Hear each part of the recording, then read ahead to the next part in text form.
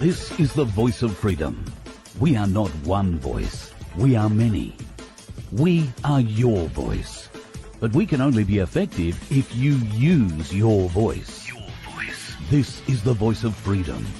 We will not hide from the truth. We will ask the hard questions until we are sure we have the truth. Welcome to the voice of freedom, where your voice will never be silenced. Well, welcome back, folks. Another big day for the Voice of Freedom today, and a little bit earlier than normal because I've got some unexpected business tonight at the Kelly Hotel in Singleton. So the People's Council kicking off tonight there, and if you're in the Singleton area, would love to see you there. Dinner from 5:30, and I think the meeting is getting underway from about 7. So look forward to seeing you there. It should be a fabulous night. Hello, Paul, CPN, Ange, g'day, Scott. Nice to see you guys in. A little bit different today. Unfortunately, Monday night, normally dedicated to Magna Carta 1215 Learning Centre, and unfortunately, last Monday night, busy packing and trying to get ourselves arranged for on the road. Didn't manage to get through that. So my very good friend, Fitzroy Sterling, let me apologise immediately for missing out our lesson on Monday night, but I plan on being able to make that up to you, hopefully before the end of the week. Good afternoon, Carl. It's lovely to be here in an unusual time for both of us, actually. So, this is a new one for everybody. So absolutely, there's a few people popping in, so we'll see how that all goes today. So, yeah, it's good to see a few people joining us. A lot of people have been requesting that we get this gentleman on for a bit of a chat with us. Mike Holt is the publisher of Dick Yardelys' book, and there is a lot of constitutional common law followers who are big supporters of Dick and have encouraged us to check out his work and the other great work that is taking place in some areas. Mike is a great part of that. Put your hands together, ladies and gentlemen. Please welcome Mike Holt to the Voice of Freedom. Mike, thanks for taking the time to join us today. Oh, thanks for having me on. And you're early, of course, because we're ahead of you up here in Queensland, mate. So yes, yeah. Well, I'm normally a Queensland resident, but I bailed on the state yesterday to head south, just as it's about to flood Victoria. So that should be a lot of fun. Let's hope our favourite dictator down there is up to his neck in water, eh? Yeah, absolutely. Let's hope he doesn't wash away the Goulburn Valley and associated other areas while he's trying to make his point, because it certainly looks like that at the moment. Dick, I'm not sure that you've ever met Fitzroy, but Mike, sorry, Dick, I said so. Mike, Fitz, Mike, and nice to see the two of you together. Mike, you said off air there before that you've heard a little bit about me and maybe a little bit about what we do with the Magna Carta 1215 Learning Centre. We are very definitely proponents of Magna Carta 1215, but Dick's book presents a couple of different interesting options, and you are a big Constitution follower, 1901 Australian Constitutional Act. Is it fair to describe you that way? Not really, because, we've got to this stage in our lives and our history because of the Magna Carta. And I recognise that it all goes back to that. The Magna Carta was the first time that we've really had the people come out and say to the oligarchs and the kings and all the rest of them, you better pull your heads in and serve the people instead of trying to downtrod us. So, no, I'm a big supporter of the Magna Carta. So when you say the Magna Carta, I just want to be clear, Mike, which Magna Carta? Oh, the original 1215. I know that you had a question about that, and I'll explain that. I have this friend, Peter Gargan, that helps me a lot with my legal things. And he said to me one day, look, the 1215 is not the right Magna Carta. So he sent me all this stuff, and believing him as I did, I changed the website. But then as I did more research, I realized that, no, there's only one Magna Carta. So I changed it back, but I got sidetracked and I forgot to change the rest of the article. So that's what you saw. I see. Yeah. It's been changed back now and it's all good. But you are a big believer in the Australian Constitution, are you not? Look, if we don't have a constitution, we don't have anything. And that's the problem that we face right now. The political parties have gotten rid of the Constitution, and you see what's happened.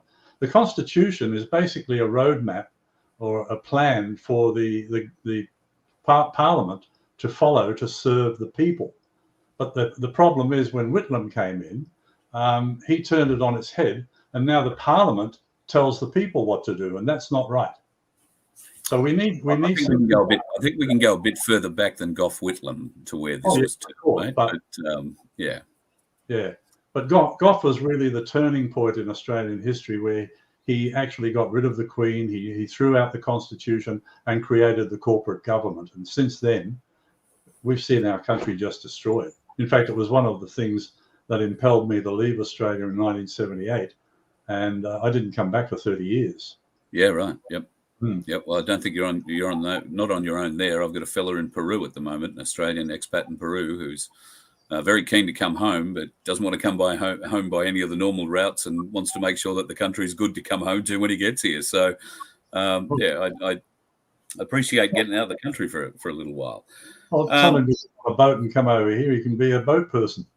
The boat is exactly the way he was suggesting. To be honest, yeah, but it's a fair paddle from Peru to Australia. We'll see what happens. So maybe if Michelle Lee gets a bad southerly, we might be able to get her to pick him up on the way. She could use the help. All right. Well, look, Fitz, you've been fairly quiet to this point. We want to bring up, I guess, Mike, your commonlaw.earth group is very active at the moment. They're I don't know if they're working in conjunction with Dick's teachings, but there are a lot of common law sheriffs now floating around, and there are common law groups in various towns and cities. You are to be commended for getting, so many people interested in common law. I think you should all be tapped on the back there and given the kudos you deserve. Where Fitz and I stand is, I get blocked on anybody who wants to follow the 1901 Australian Constitutional Act, because it's based on Magna Carta 1297, which is a complete fraud. Now, nobody can explain to me how it's not a fraud.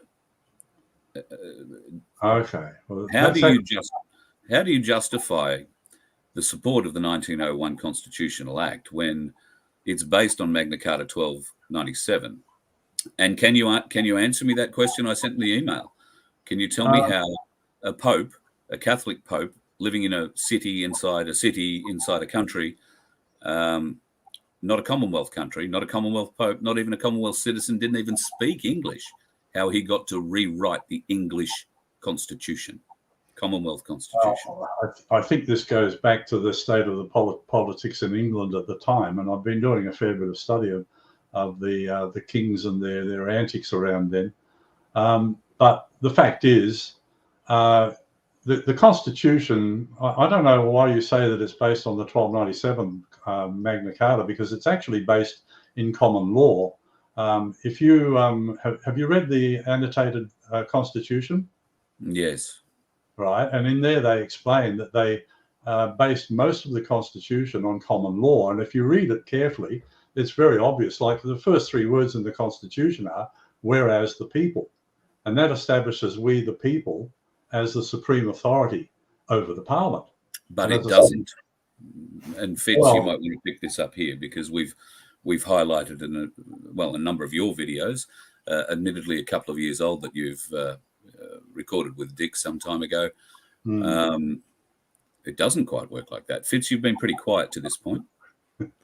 So we need to go back to 1215 to understand why the Magna Carta even came into fruition. So there was a system of governance in play from the early times when King Alfred was in service. Now, King Alfred, he was the classic monarch. So the idea of monarch is actually false, because it's just an office holder of sovereign, right? But the word monarch, if you understand what it means, and we've gone over this, I know you know this, Carl. Monarch comes from two words, mono, which means singular or solo, and arch comes from archon, which means ruler. So it actually means sole ruler. But people never agreed to a system of governance where there was a sole ruler. So that in itself is already a mind trick. So King Alfred wasn't the sole ruler. He actually said that he will not be appointed. He will be elected And that's the true nature of how that structure was actually put into place. The people needed to elect who it is they wanted to be in that office, which is a fictional title. And so when you're in an office, you don't have the same rights as everyone else, because you're not standing as a man, you're standing in an official capacity. And that brings with itself its own responsibilities, right? Which was a really big deal. So he was called King Alfred the Great because he actually took that role seriously. So he would actually, send out his emissaries and have surveys and that done with the people, how they like, how the whole system's running, etc. Now, the Romans come in 1066, they just changed the whole thing. They did it through the French. And so they bastardized that true common law that they had. And so 1215 was like the best attempt at trying to reestablish some of the tenets they had running while they were still running off the Roman system. So they were trying to pull something back in from the way they were truly running. So it's not actually pure common law. It's the best they could muster at the time. Yeah, however, that's right. It's good enough because it has trial by jury enshrined in there. So if we are supreme, if government has been a fiction that we've created to serve us, then there has to be a mechanism in place by which we make sure in a day-to-day way the government can never exceed the power or the grant of authority we gave it. And if you don't have that in place, you have dictatorship. So it doesn't matter what's written on paper. That's irrelevant. It's what you can actually affect in real life, in reality. And in 1215 Magna Carta enshrines that is there for all of us to access. Well, in that 1901 Commonwealth of Australia Constitution, what they call one, I really would love to see someone show me where trial by jury is enshrined. That's the first question, right? And that's never been answered. And if that's not in there, then who has the power to punish is the government. And that's what 1901 does. It enshrines that the power to punish is in government. So that's why it's not a constitution, because you first have to understand what a constitution is. So no matter what you say, we the people, all that kind of stuff, whereas God, that's irrelevant. The mechanism has to be alive. Yeah. Unless that's being practiced, then the whole thing's a charade. And anytime someone talks about referendums, etc., like that, they don't understand where power lies, because power doesn't lie in a referendum; it lies in trial by jury. Well, I've always said that our forefathers made a very serious mistake when they wrote the Constitution, Section 128. They did give we the people the right to amend the Constitution voting in referendums, but they put the power to start a referendum with the Parliament. That was a bad mistake, and that's the root of all the problems that we face, I feel. But so, can I just jump in if that's okay, Mike? Just in that framing of the language, when you said that the parliamentarians did give we the people, that in itself is already incorrect. We can't have anything given to us that we're born with, right? So as soon as somebody gives us something, it was never ours. So what that really is granting authority to someone to be our master when you phrase it like that. Okay, so people are in charge of their own lives, not those who they elect into service. So these little mind tricks are really important to understand when you phrase your language, that you really think about what you're actually saying when you say it. And this is how these tricks are done. I think you misunderstood me there. I said that the Parliament, when they wrote the Constitution, they gave in the Constitution, Section 128, they gave the people the right and to amend it using the referendum. So that's what I've just said. You said they. Yeah, but we don't have the right to start a referendum. That's the problem. And, once we get that right, when I started all of this, I was actually pushing CIR, Citizens Initiated Referendums. That was my first, that was the aim at the very beginning of my work about 10 years ago. And over the years, it's as I've learned things and I've met Dick and all the rest of it, I've realized that our Constitution needs a serious overhaul, and it really needs to be rewritten. And the part that really needs to be written is the structure of Parliament. Who would you suggest, Dick, rewrites the Constitution? Look, it's got to be rewritten by the people, and that's actually one of the aims of the assemblies that we're setting up. By educating people about their rights, their inalienable rights. I call them inalienable because Nobody can put a lien on those rights. But your constitution that you depend on grants us those rights. In fact, I've got a piece of video here where Dick says that's exactly what they do. The Parliament grants us our rights. No, we were all born with those rights. This is where I differ from Dick to a certain extent. Dick has got a very, I would say, focused view. And sometimes it doesn't jibe with reality, you know.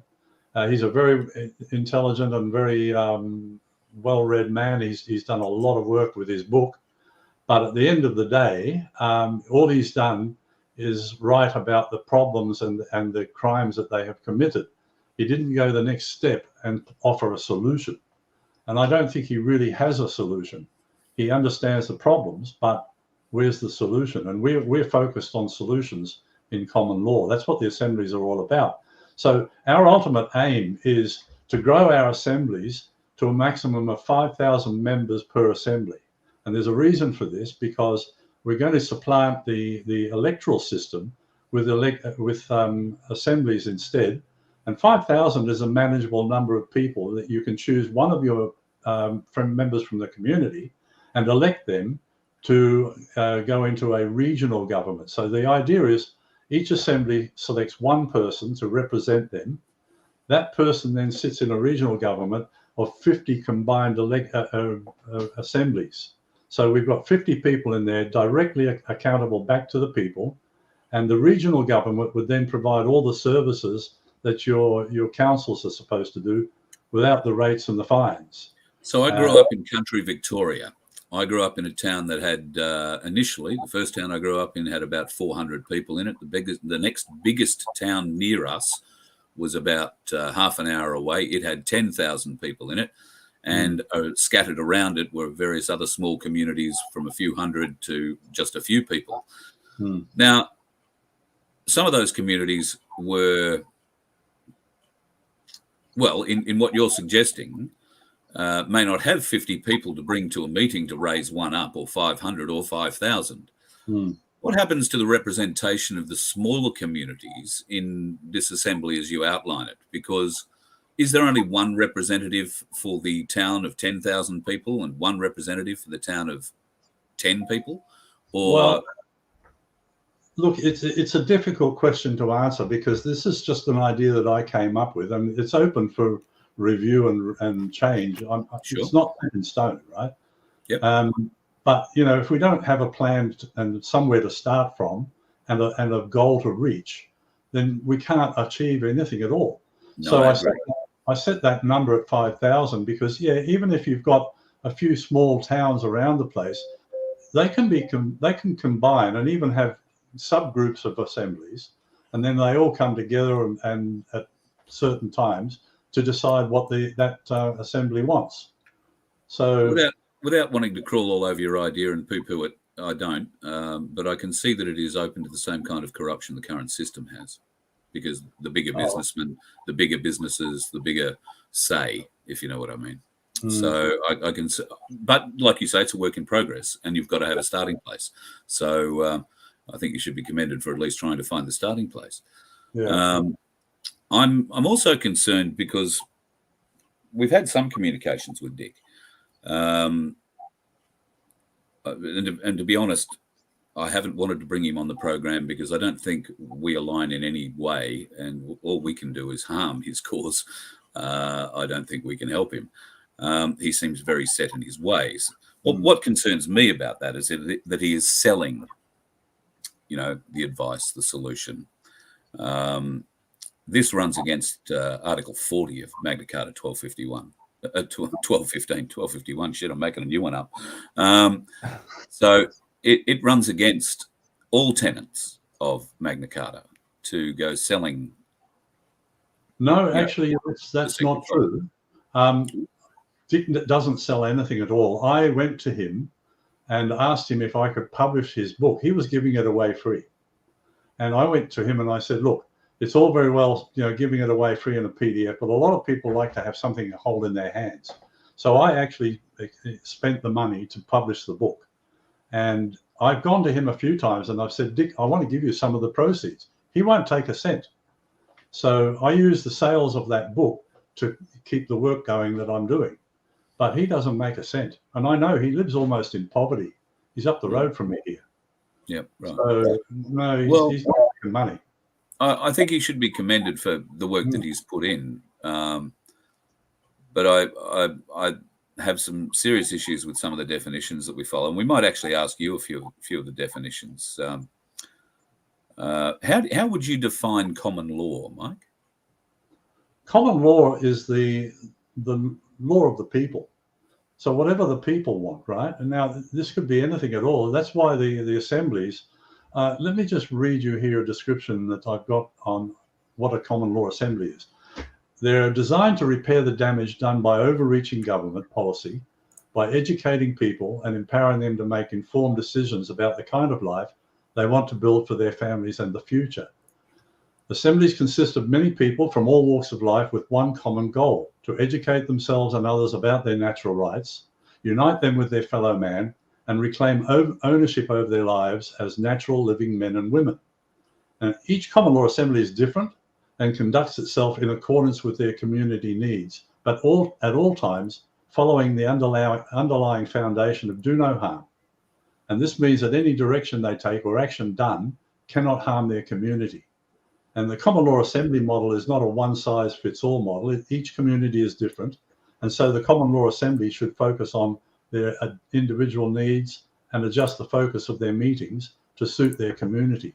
So, you know, we're empowering people to start taking responsibility for their own lives. And one of the things that the governments down the years have been very successful at is, first of all, dumbing down our education system so people don't know what their rights are, and secondly, dividing us. And divided, they've conquered us. So what the assemblies do is bring people back together. We're engendering that community feeling. So up here on the Sunshine Coast, for instance, we're now developing a community farm. We're putting groups together to challenge the council. We're actually I'm talking to Darren. I think you know Darren, right? Darren Bergworth? Yes. I'm about to go and spend 2 weeks with him, so yes. Oh, mate, you'll enjoy that. He's a fantastic bloke. Yes, very much so. Yeah, I had a great talk. Yesterday was the first time I talked to him, but I'm looking forward to talking to him again. But he's now the mayor of Frankston, and he's taking the council and he's saying, listen, we're watching you. And it's pulling the council back under control. And this is what we need to do as a community. We need to take responsibility for our actions and for the actions of those who are there to serve us. And remember, all these councils and politicians, they are servants of the people, and the people have forgotten that. They certainly have. A lot of the people in most cases seem to want to be led. I'm encouraged to hear that we're sharing a bit of the same ground here, Mike. I had a show in Diddillabah a couple of weeks ago. We talked a lot about People's Council there. And tonight I just happen to be close to Singleton, so I'm going to slip into the Cali Hotel in Singleton tonight and see Brad and Shane and the boys. And it turns out that tonight they're holding their first People's Council meeting to try and set up a People's Council, if you like. So it's an information session this evening. So I'm going to pop along to that one and try and help them out there as best I can as well.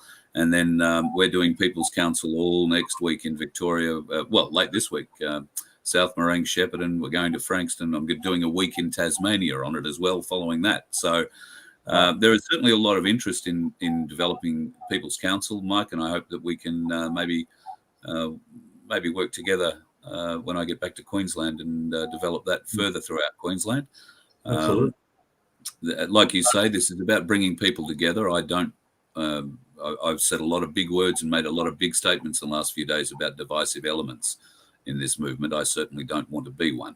So I will always fight for a good idea, and I'll even fight for a bad idea if I think it's got merit. But I will equally not fight for something that I don't believe in or I believe is going to cost the people in the end more than they're going to gain from it.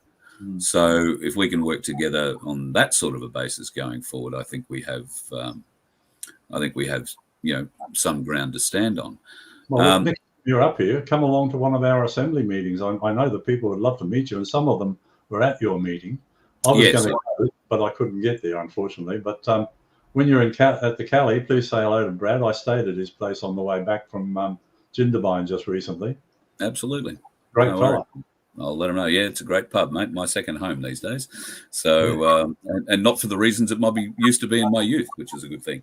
Yeah, very good. So, I just want to get back onto the Constitution and, well, how we move things forward. We have Fitz. I don't know if you're familiar. Fitz is very, very good defining what we teach and how we teach it. Mm-hmm. We are very focused on trial by jury as something that has to be brought back into the public realm of consciousness, and more particularly brought back into our judicial system. Now, how do we work together with your common law assemblies? And I believe there are others. There are constitutional sheriffs who are using, I'm not sure if this is your teaching or others, using the Australian Constitution to get themselves out of things like speeding fines and speed camera fines and holding your mobile phone fines and all that sort of stuff, without really recognizing that that solution does present significant issues, or at least the same benefits to serious criminal charges. How do we stop letting the rapist go free using the arguments that are currently being used? Well, actually, we're if you go onto the website commonlaw.earth and click on courts, everything is there you need to understand how to set up a common law court. We haven't done it yet because we tried it out a couple of times, but the people in the assembly weren't ready for it and they didn't take it seriously enough. But I've already beaten the Melbourne County Court to a standstill using the Constitution Section 80. Now, this goes back a few years. I wrote a few years ago. You remember when Phil Galea was arrested during those raids, the anti-terrorism raids? Well, yes. I went down there to give evidence at his trial, and the judge locked me out. I never went near the courtroom. And so when I came back, I wrote an article about it. And unbeknownst to me, there was a suppression order on the door of the courtroom. I never went near it, so I never saw it, didn't know about it. So a year later, they sent the cops around to issue me, well, they sent a processor around to, no, they sent the cops first, raided my home, stole all my computers, my hard drives, phone, everything. And a year after that, they sent somebody around with a summons. So for the last 2 years, I have been hauled into their court using Zoom during this COVID thing, luckily. And as a result, I've had to learn a lot about the law. But it turned out that the solution was very simple. Section 80 of the Constitution states that if there's a criminal case, the court must be convened in the state where the crime was committed. I live in Queensland. I published the article in Queensland on the internet. So I told the judge, you have no jurisdiction over me in Victoria. I was supposed to turn up on the 5th of September in the court in Victoria, and I didn't go. So when I didn't go, he said, oh, Mr. Holt's filed all this paperwork saying that I have no jurisdiction. So I'll go home and read it, and I'll come back with a decision tomorrow. So he came back the next day, and he said, I've made a decision, but I'm not going to put it into the record. And I haven't heard a word since. I don't know what's going on. Maybe they're preparing to arrest me to try and extradite me, but I haven't heard anything. So as far as I'm concerned, I've had a win there. But that's only because I use the Constitution, you see. I know the Constitution and how it works. Do you want to test that theory and jump on a plane and meet me in Melbourne in the next couple of days? No, I will not go to Victoria. Not only for that, but I can't stand Andrews. I've been down there. In fact, I lived in Victoria for a couple of years, but I also went down and remember the Reclaim Australia rallies down there? Yes. Yeah, I was down there for that. Boy, that was frightening. All those damn socialists out there throwing stuff at me. But to get back to your question, the people have the power to set up their own common law courts. And all it takes is for somebody to decide we're going to do it. And I'm hoping that that's going to happen very soon. But I'm also working on another front Because of my association now with Peter Gargan, the lawyer who's been helping me with my court case, we've devised a system now. The chief federal prosecutor of that this Commonwealth Department of Public Prosecutions, she has now been issued, first of all, with an invoice citing the crimes that she's committed, including trying to break Commonwealth Constitution Section 80. Now, the penalty for that is $126,000 in the Crimes Act. So I've sent her an invoice and said, you've broken the law, you have to pay me this money.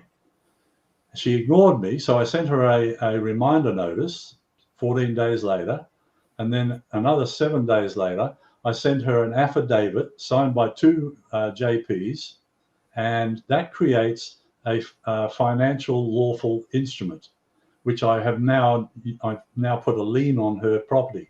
So I'm going after her, like her credit rating. She, it'll be out. It's out in the public, and she now cannot get credit because of this lien. So she either has to come to me and resolve the issue, or just live the rest of her life with no credit. That's how it works. Do you guys mind if I try? Do you mind if I chime in for a second, if that's okay? Yeah, go. So I want to go back to something Mike said when you said, Mike, about they wrote the Constitution. When you say they wrote, do you mean parliamentarians? No. There was a bunch of people back in the 1880s, including Randolph Quirk and what's his name, Quick. And they got together because they were sick and tired of being we had 6 penal colonies. And what they did was they united the 6 penal colonies into 6 states. But they never got rid of the penal side of it. We're still a penal colony of the United Kingdom.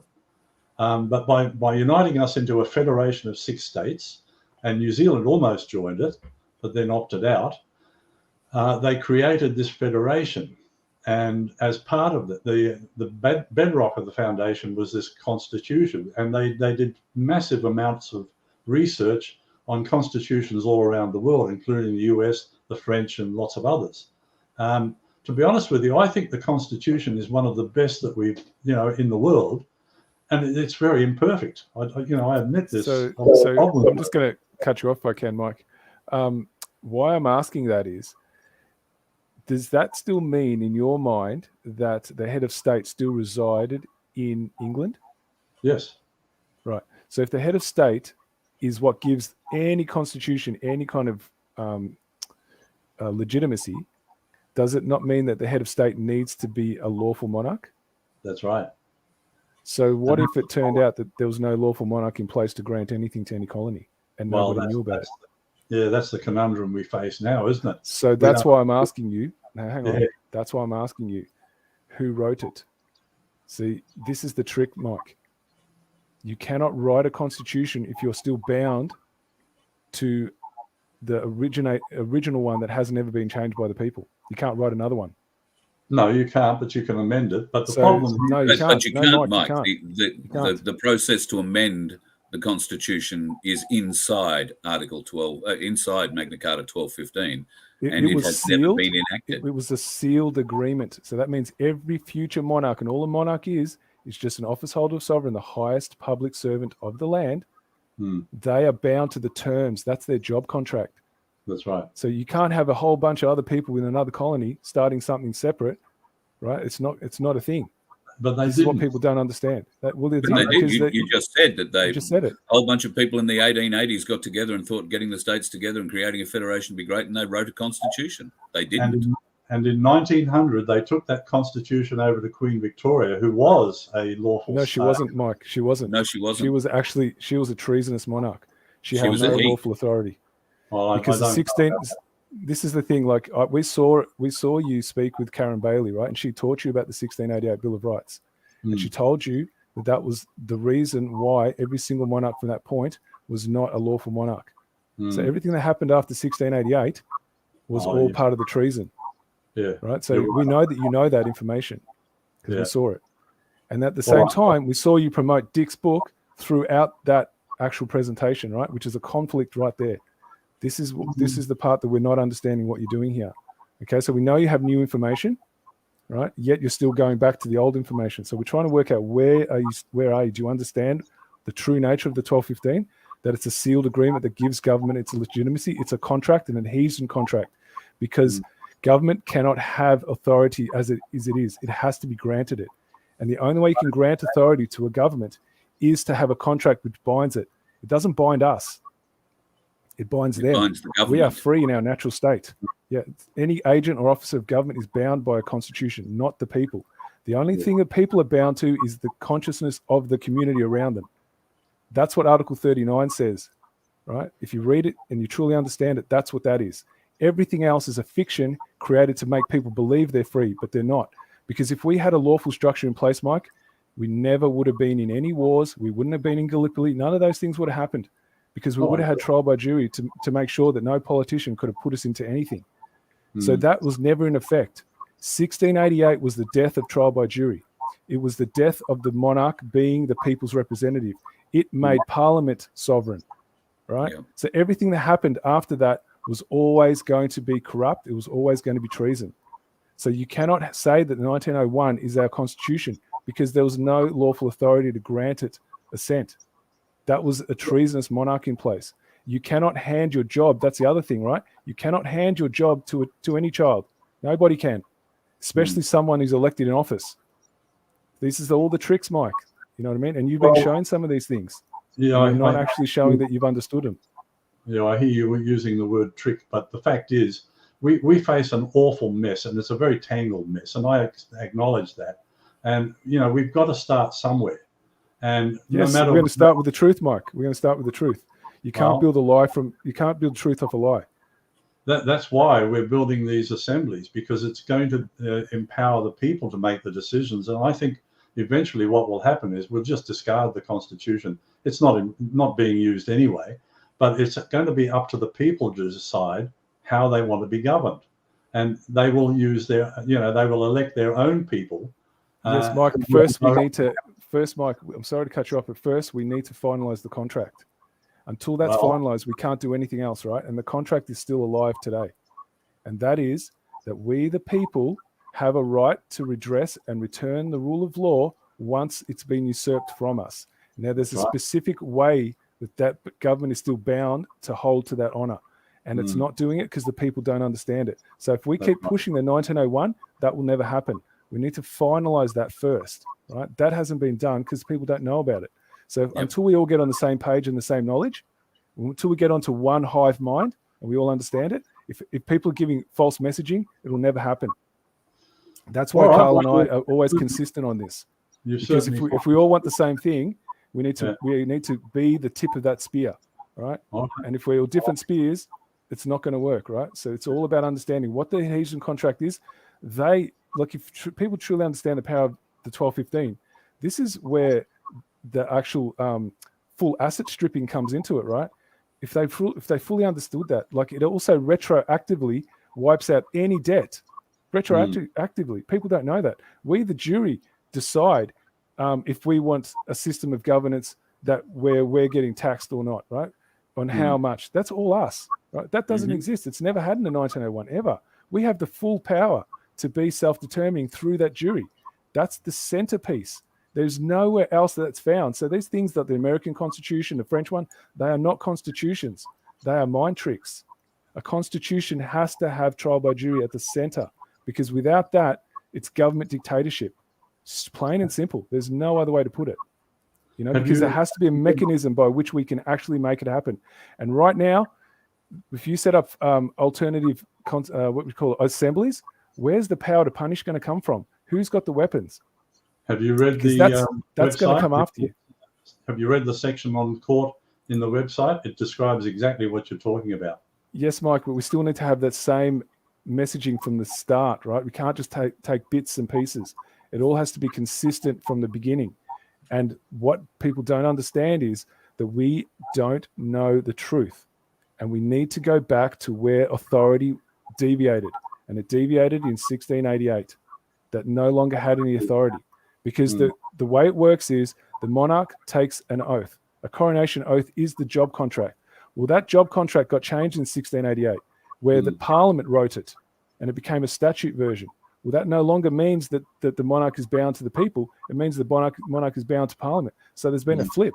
So they are the master of the monarch. So what does that mean? That means the Parliament's the master of the people. Okay, so everything that happened after that was going to be dictatorship. And that's exactly what happened. And people don't understand it. So if we sit there getting hung up on 1973 or 1966 and all that kind of stuff, it means we don't understand that this wasn't even lawful in the beginning, that we are still bound to English common law because there was no monarch in place, correct one, that was elected by the people to grant any changes to anything. That's why they take an oath. And the mechanism to change it, the mechanism to change anything is inside Magna Carta 1215. It's called a Commonwealth-wide Constitutional Convention, and everybody in the Commonwealth gets to vote on it, and that's never happened in history. No. So we can only unseal it, Mike. No one else can unseal it. Only we, the people. That's why we're concentrating on education.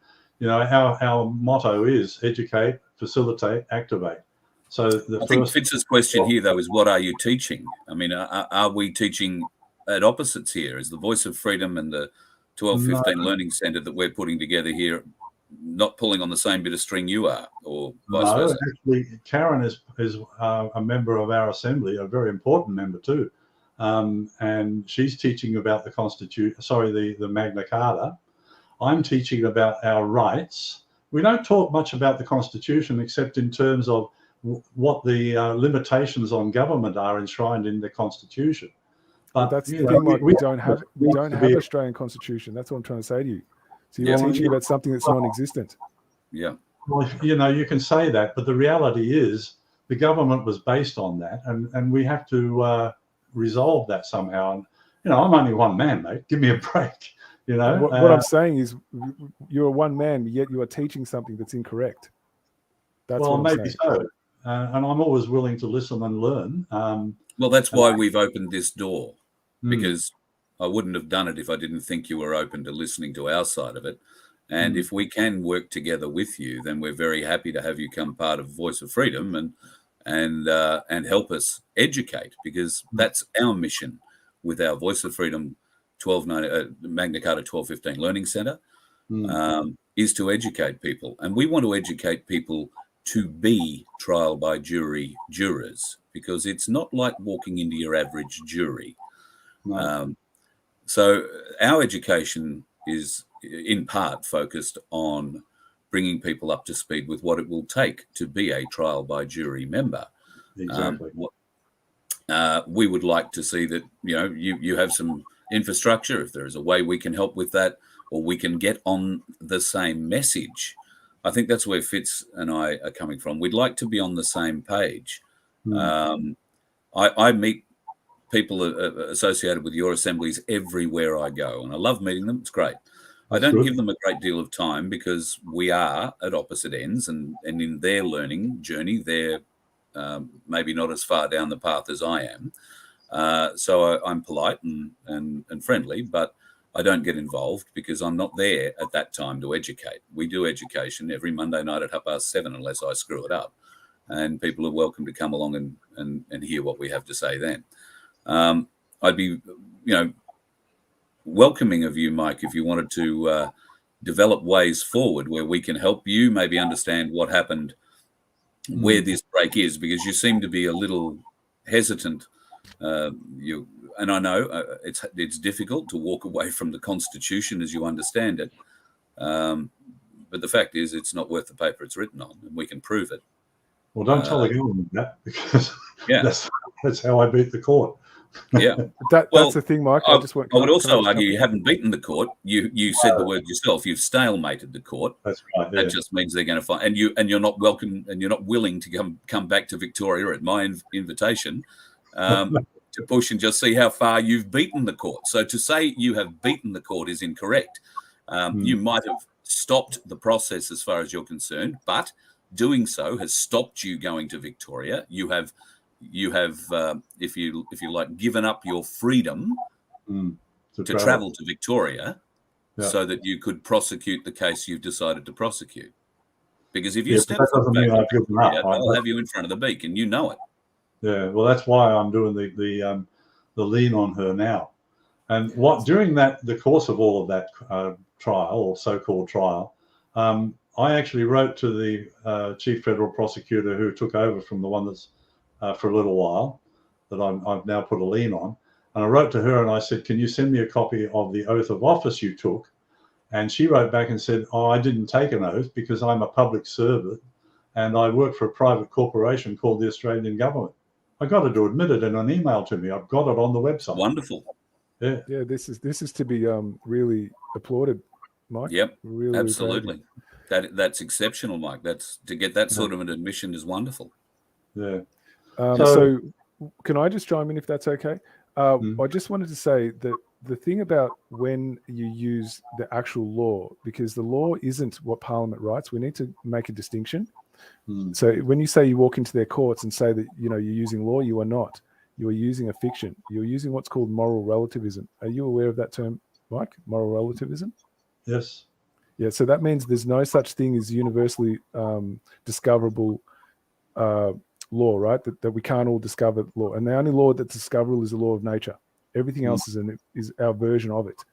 Now, if you say that there is nothing that's undeniable, undiscoverable, then it means that somebody gets the power to create that. So what government creates is not law. It doesn't have any authority to create anything to do with law. All it can do is create the terms by which it does what it does, right? And that is to follow our direction. And it just creates terms. Yeah. Well, it's all contract law anyway. So when you don't agree to contract, they have quite a big problem with that. Well, certainly. But once again, you're right. They do have. That's called legislation because it's temporary.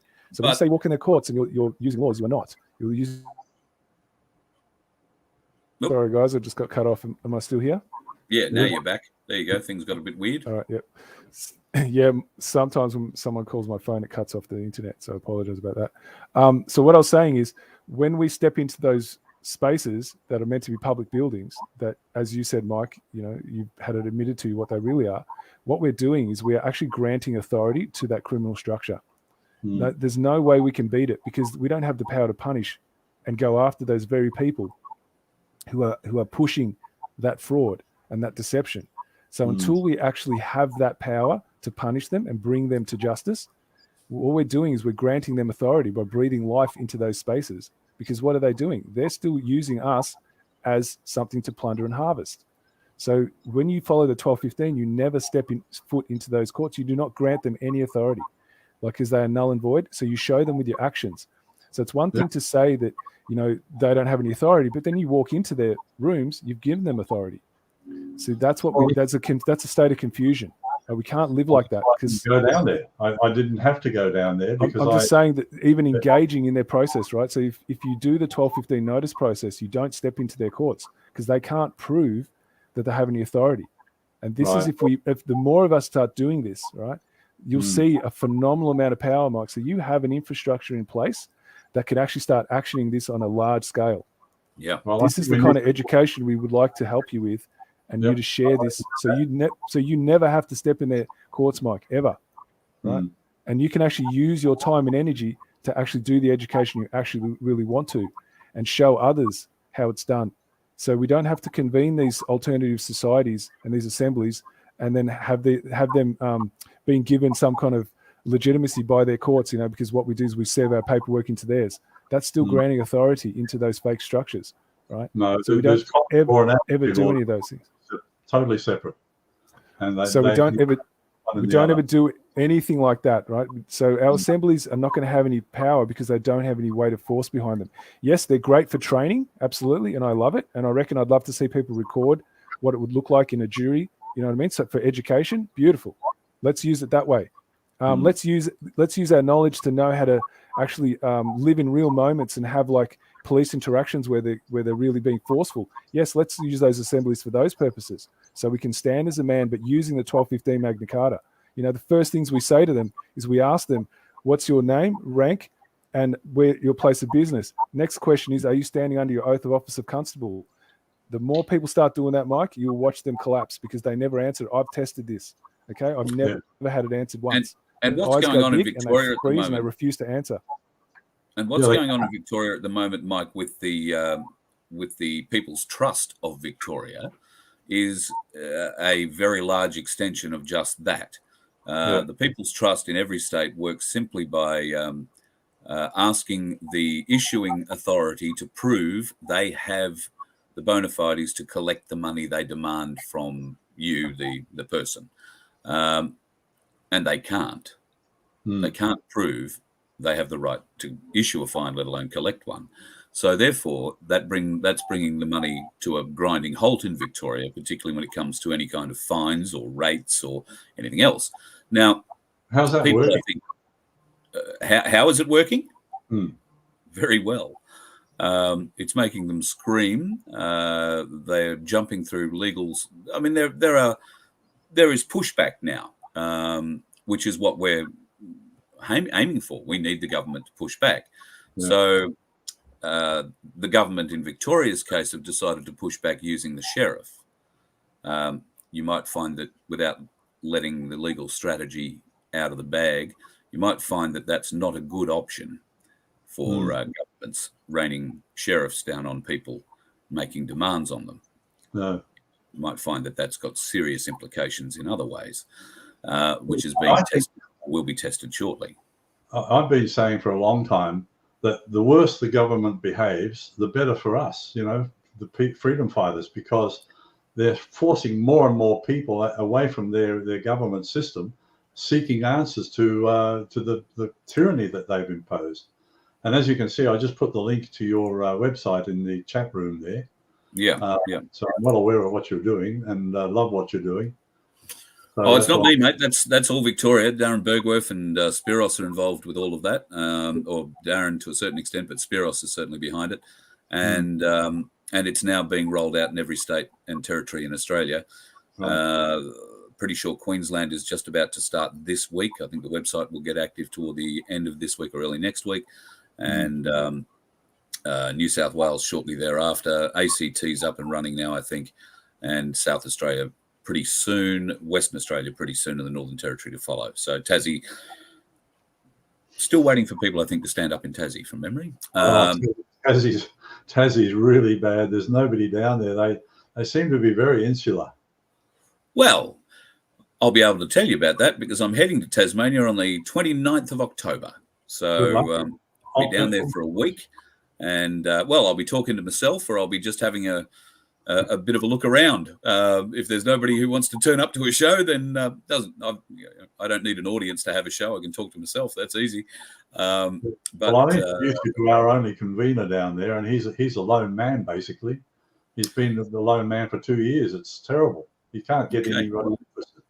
Well, maybe we can have a bit of a discussion before I get down there. I might be able to help a little bit in that regard. But Fitz and I would certainly want to have a good look at whatever we're doing. So before we started supporting it, but yeah, I think this has been a useful conversation today to get us on a path where I think we could do some greater good across the country, and that's what I'm all about, Mike. It's not about picking holes in people's stories, unless the stories are full of shit, in which case I'm happy to pick holes in them and leave them by the wayside. But you've been doing great work. You've been able to create assemblies across the country. Fitz and I may have a few problems with some of the issues and some of the things that you're teaching, but I think we've proved today that open conversation and dialogue, and nobody's got heated, nobody's got upset. We're not getting up and angry at each other for having different ideas, or you don't think like I think, or anything like that. This is the way forward for us. We all need to be accepting of each other's ideas. Now, every idea is not going to be a winner, and I don't for a second suggest that everything I come up with is a winning idea, or Fitz for that matter. But we have to be able to have conversations about it. Absolutely. And aside from the concerns that we have about selling solutions, which will obviously continue at a different time should the need arise, if we can, I think, I don't know, Fitz, I don't want to speak for you, but I think if there is a way that we can get some Magna Carta 1215 deep learning into your assemblies, and it sounds like Karen is doing a great job on the Sunshine Coast with your group, then I for one would be very happy to turn up to an assembly now and again. At the moment, I stand away from them for the reasons I've outlined earlier, but I get emails every week and invites every week to turn up to assembly meetings in towns and cities all over the country, and I'm happy to turn up if I'm in town that night, a bit like what's happening in Singleton tonight. So, yeah, I'm happy to go and have these conversations going forward. Fitz, how do you feel? Do you think we've made a bit of ground here? And yeah, look, I really want to congratulate you, Mike, on the effort. I'm pretty convinced that your intention is the same as ours. It's just certain things are points of knowledge that need to be refined. That would make everything go a lot smoother, because if we don't have a uniform message and we don't understand the true nature of what a constitution is and how it is actually the people's protection from their rights being stripped off them, and from treason, because treason is just the usurpation of the people's rights by stealth. If we don't understand that, we're going to keep falling into the same traps. So I've actually put a call out on the Telegram channel that I'm an admin on, to see how many people are interested in doing a masterclass. So I'm more than happy to extend that offer to you as well, Mike, if you wanted to join one of those somewhere down the track once I put all the infrastructure together. So you can be a teacher and teach others, the foundational knowledge as to why the 1215 is still the only contract that's alive today, that all the others are fake. And so you truly have that holistic knowledge of why that's the case. So there's no doubt inside you when you speak, because that's what I'm hoping to be able to share. So it's not just me sharing it now, it's a bunch of other mentors who go and do the same thing and they share it in their area. So I'm more than happy for you to get involved in that if that's something you'd be interested in doing. Yeah, actually, I was quite impressed with my chat with Karen, and I learned a lot from her. So, I knew about the Magna Carta. I read it, but I didn't really understand the significance of it. And this is a learning process, and I've been learning for a long, long time, and I've had to change my ideas quite often. And I think this is the way to go, because if we're not exchanging information and helping each other learn, then what's the point? Yeah, couldn't agree more, Mike. Couldn't agree more. Yep. Really applaud you, Mike. So I tip my hat to you, my friend. And Mike, I see Liability Mate is in the audience there. G'day, mate. How are you? I think you've got a few followers sitting in the chat rooms at the moment. We're only seeing about a third of the people who are on the the stream. So I think there's a few supporters in there, Mike. It's good to see that they've joined us today, and maybe we'll see a few of you at the next Magna Carta 1215 lesson. Actually, if you haven't done one yet, go back and watch episode 1 at vofhq.com. Don't forget, folks, please like and subscribe the channel while you're here. If you haven't seen None 2K before, or any of the other channels on mine you might be watching it on, please like and subscribe. YouTube are doing everything they can possibly do to shadow ban us and make sure that you don't get messages and notifications when we go live, because they really don't like the things we talk about. The Telegram group, if you go to vofhq.com, click on the Magna Carta 1215 link, you will find Fitz's Telegram group, a link to there right on your desktop. So very easy to go and find. And yes, I did set up a Voice of Freedom Telegram account. Don't know what I've done. Nobody seems to be able to join it. So we're going to need to go and fix that. Look out, I've got an excited dog behind me. Gentlemen, before the dog gets too excitable, I will love you and leave you for the evening. It's been a pleasure, Mike, to have you on the show. Thank you very much for coming on and sharing your thoughts with us. And thanks to being open and honest enough to deal with us on, some of these issues are close to your heart. You've been invested in the solution, or invested in the research behind what you've been teaching for some time. It's very gratifying to hear that that you're open to learning other things and other sides, or learning a deeper knowledge behind it all, because there are many people who claim to have done the research but really don't. They've just developed an idea from reading a paragraph or two. Yes. So I'm very encouraged, and I really do feel that we might be able to go forward here somewhere. And Fitz, I'm sure you and Mike will keep in contact to see just what we can do in the future. Okay. Yeah, absolutely. Just wanted to say, one of the things that we've been putting out is like these public awareness campaigns where we talk about issues that the general population are triggered by, not just, people in the truth movement. So the more people that get on and share that out, we need to expand our networks. So this is a wonderful opportunity to make use of everything that's being done here. I've been approached by, like Carl would know this, people who are willing to do like 30-second to 1 minute sort of TikTok videos and stuff about the Magna Carta. So, there's a lot of momentum starting to build now about a way to really start reaching out to different audiences.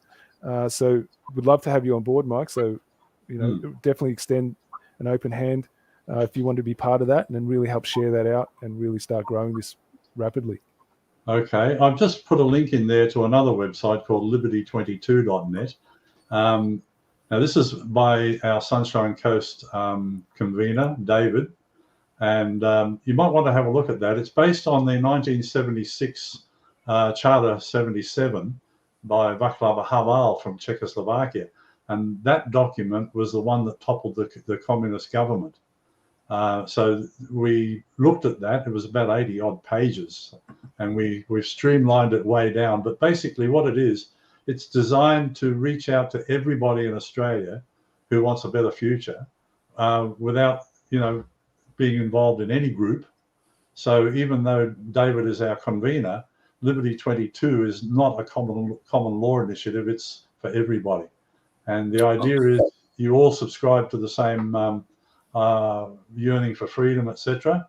And you sign a document and you get a nice certificate which says, I want my freedom from the political party corporate government. So something to look at. Yeah, like what I did want to say is those things are wonderful once we actually secure all the criminals in our courts, where we, the people, are actually judging them for what they did to us. So we need to focus on that step first and get everyone's energy on where the redress, because that's the only thing that we need to do now is get redress. And the only place that exists in Article 61. There's no other document that I've seen that actually has a capacity for how the people return their power if it's ever stolen from them. I haven't seen it anywhere else. It doesn't exist in the 1901, not in the American one, not in the French one. Therefore, they're not constitutions. A constitution must have the people remaining supreme at all, because all the constitution is it outlines where power lies when it's observed, and that power has always been with the people. And if it's not in there, that means it's not a constitution. And that's why Article 61 and the 1215 Magna Carta are the only things you can actually literally say is a constitution. It doesn't exist anywhere else. So if we don't use that, right, we'll never get those things that you're talking about, Mike, right? So we first need to get rid of the problem. And we have to get learned enough about how to do that. And so this is where what Carl and I do is about raising that level, that conscious level, where people can have that knowledge to understand what's the first step they need to make before they can get to the place they really want to get.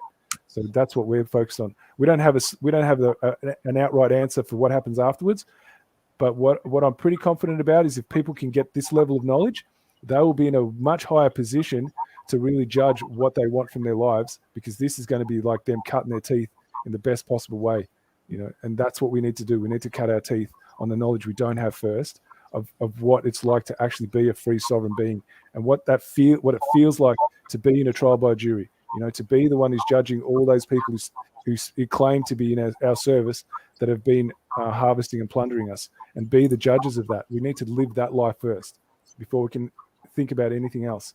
So we need to really focus our attention on what's going to give us that experience first. And that's why, Carl and I have been focusing our energy on getting that sorted out. And then all the other things that you're speaking about, absolutely. Let's put them all in there. Because then we can. I was struck by something you said there before when you were talking about the Magna Carta, and then when the French came in, and the basic difference that we see there is that the Magna Carta, if you go trial by jury, you are innocent unless proven guilty, right? Whereas with the French, you are guilty until you can prove yourself innocent. And that's the big basic difference. Yeah, that's that civil law. That's that Roman civil law that they're running, which is all about slavery. Yep. All right. Thank you very much, gentlemen. It's been a pleasure. It's been great, Mike. I've really enjoyed your company this afternoon. Thanks for letting me rejig the schedule too. I appreciate it. It was pretty late notice, so thanks for that. It was great to be able to get you in. And I have no doubt we will do it again. I'm very encouraged by what's going on. I would suggest you keep an eye on the Voice of Freedom over the next few days while I'm travelling through Victoria, because no doubt Bergwerf and I will be having a bit of a chat about you. You never know, we might even drag you in for a chat on one of those shows that we're doing down there. So fantastic. Yeah, be worth pushing the People's Council on the Sunshine Coast. And I know there were a lot of people interested at my show who wanted to get together. Don't know if anything's come of it. Nobody's contacted me to say, how do we set up the hall or where do we go? But maybe that can be something that we can work together with your assemblies doing. So you could come into our assemblies and you know, because we meet every 2 weeks. We've got quite an active assembly. We've got over 800 members, although they don't all turn up. But we do have probably around 100 people each meeting turn up. We're very active and we're very cohesive. So, well, I tell you what, Mike, you might be familiar with the lady that's helping me out these days, Cherie. Cherie was part of your Singleton Common Law Society. Oh, yes. She's invaluable to me, absolutely invaluable. Thanks for letting her go. She's she went. She's helping me left and right. She's a marvelous lady. But if you've got some groups in Victoria while I'm down there that want to catch up, Cherie knows my availability down in Victoria. I'm more than happy to pop in and see a few of them on my way back up to Queensland when I arrive back from Tasmania. So Cherie at vofhq.com will find her on the email. And you can point her in the right direction if there's any of your assemblies in Victoria or indeed New South Wales, Queensland that would like a bit of a chat. That's the direction we'll be coming back. So we'll also be going to Western Australia and South Australia, but probably not until early next year. All right, check out Mildura. They're a very good and very active assembly, and also Upper Ovens. Upper Ovens, right you are. Yeah. All right. So we'll see what we can do. Once again, Mike, thanks very much for coming in today. Thank you. It's been awesome to have you. Thanks very much, and look forward to having you on again real soon. Fitz, the same for you, my friend. Been an interesting afternoon. I think you and I have both learned a lot. Yeah, absolutely. It was wonderful to actually have the experience, because you don't know what something's going to be like until you do it. You can have assumptions, but until you're actually in it, so this is learning on the go. This is the beauty, right? None of this is pre-planned. We don't know what's going to happen. We just dive in and see how it goes. Just quickly answer a couple of questions. It says, is Fitz on YouTube only through Carl's None2K channel or his Voice of Freedom? I personally don't have my own channel on that one, guys. So I just thought I'd quickly answer that one. And the other one about the Telegram channel, the best way to get onto Telegram, guys, is like Carl said, is to go to the VoFHQ.com site, because that'll take you directly in there. Other people have failed when we've put links up. So if you can just go into the VoF HQ website, then click on Magna Carta 1215, there will be a link that takes you straight into there.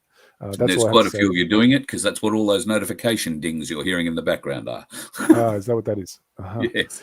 Yeah. So that's the best way, guys, to jump on and do it that way, because it'll get you directly. There'll be no obstacles, and you'll get straight in.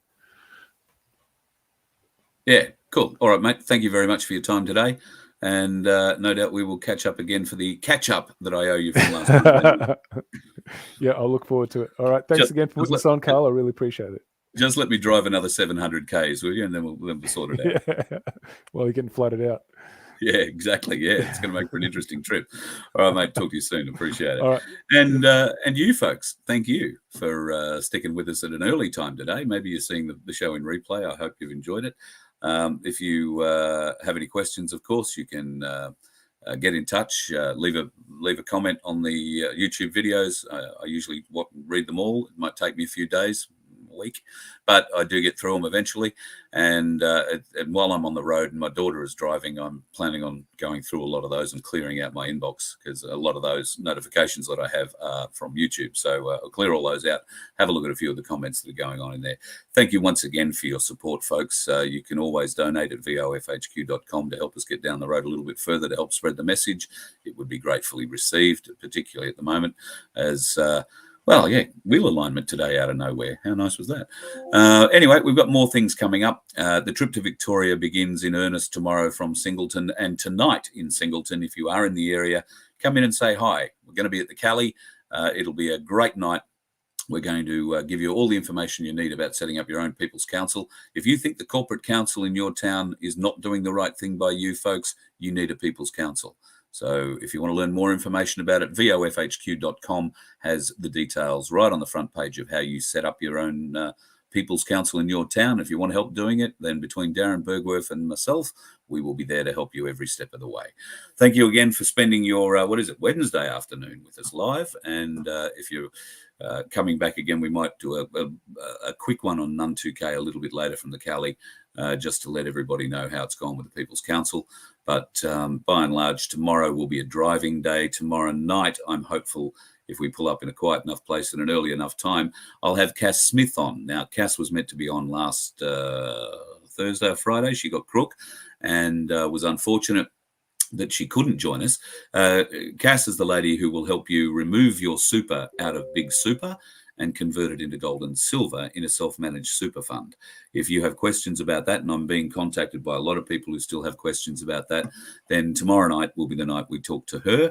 7:30 Australian Eastern Daylight Savings Time, probably make it 6:30 in the rest of the world for Queensland. That will be the plan for tomorrow night.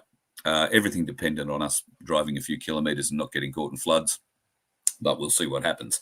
Cass will be able to help you out with all your super plans there. And if you are interested, you think you don't have enough super to really do this, or maybe you would like to do it in a bigger group, get better deal, there is a possibility that up to 6 of you, even complete strangers, can join together in a self-managed super fund and add your super together.